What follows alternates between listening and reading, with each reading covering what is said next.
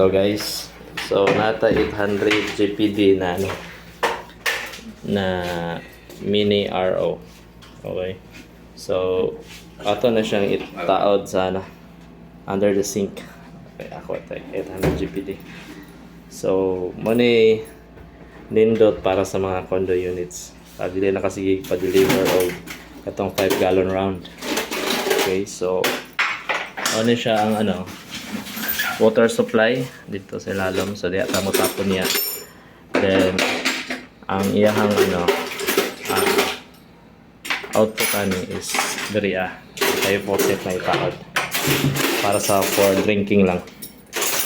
Then bangag ka diri para sa outlet, or kung na may condo unit mas maayo magpataod mo ani magpaabang mo daan og outlet sa salon. Wala na ibang bangag.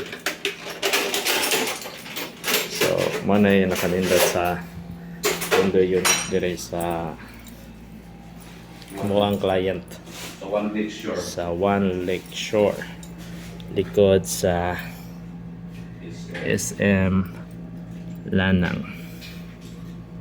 Okay, so kato lang guys, then video ta sa final ano na pod kini finish.